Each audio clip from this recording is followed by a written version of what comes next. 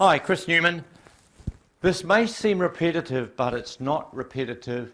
It is revision.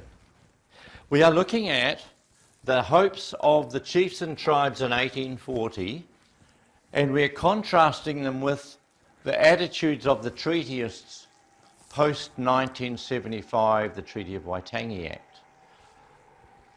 This simple overview will help you to see the massive gap between the chiefs and tribes' hopes and vision and that of what's going on today in the view of politicized Maoridom, in the name of the chiefs and tribes, in the name of Maoridom. In fact, a whole series of lies and treaty rebellion, non-compliance, is being cultivated in New Zealand through the media and through the political process. Let's just show you how this lines up, and I've just selected some fairly obvious examples. Te Tiriti was written in Maori in 1840. The treatyists have selected the fake English Freeman text for their version. Te Tiriti was based on British common law. The treatyists reject the common law approach, and they manipulate the statutes, and they push for neo-tanga tribalism.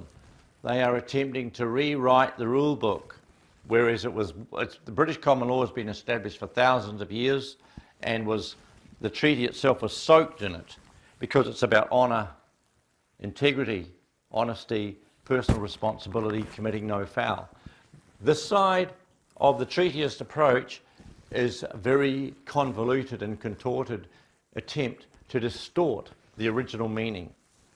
The treaty gave consent. The chiefs and tribes gave their consent to be governed. The treatyists are rebelling. They want co-governance. They reject being part of the people of New Zealand. Now, the Maori chiefs and tribes accepted the missionaries and Christianity. They may not have all converted, but they accepted it, welcomed it, and saw that it was a wonderful and a positive source for good. The treatyists reject Christian morality and they resurrect their old gods. They're bringing back all the things that the great prophet Ratana told them not to do. They're bringing back all this idea of revenge, payback, aggression, endless hakas, and a constant push to assert a sort of a tribal warrior-type dominance over the rest of the population.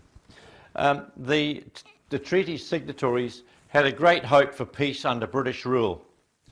Now the treatyists are threatening race-based violence. We've heard that stated time and again. Threats, abuse, the sort of approach that creates a very bad feeling.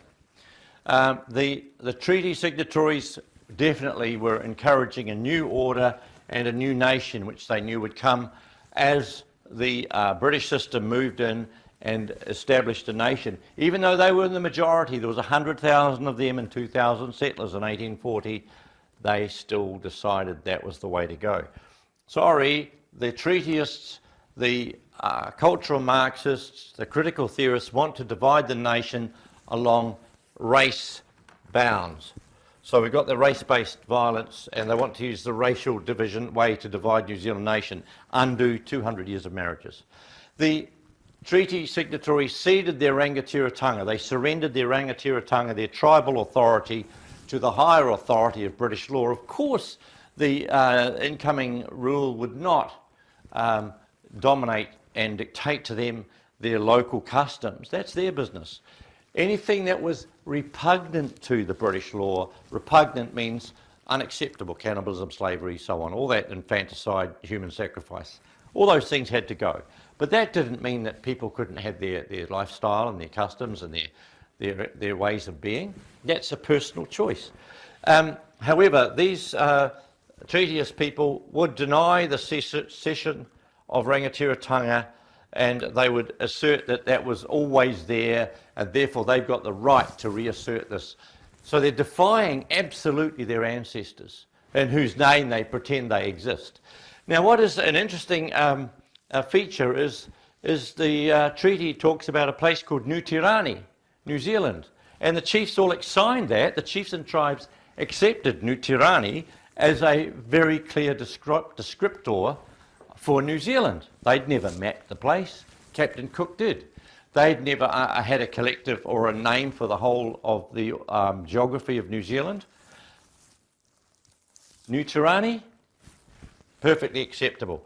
Oh, we've got to have Aotearoa, a place called Aotearoa, which only exists within the treatyist fantasy, and they would attempt to impress that on the rest of us and defy 200 plus years of history.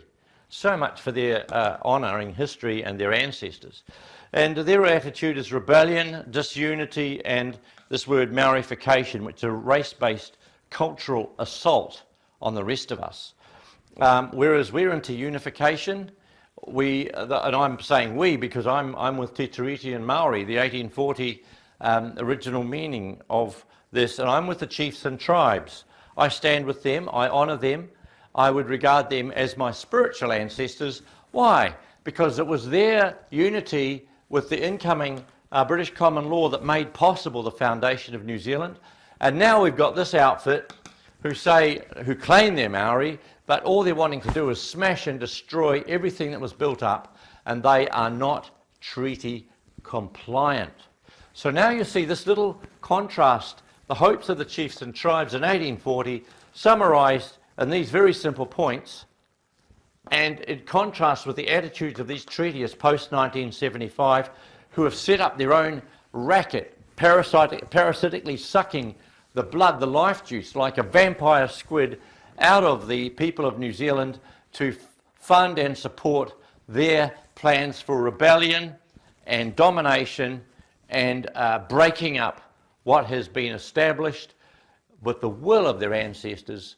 I believe they are betraying the very people in whose names they pretend they get their tribal designation from.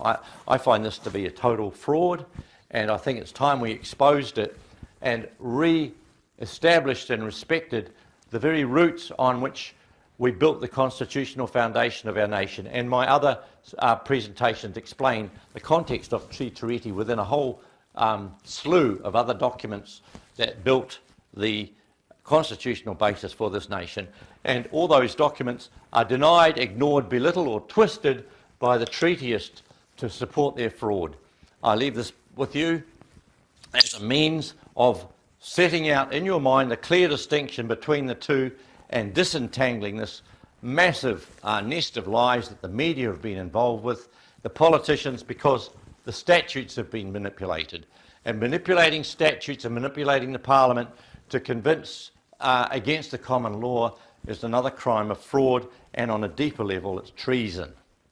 I leave that with you, and I'm sure that you will come to your own conclusions based on the evidence. Thank you. I'm Chris Newman.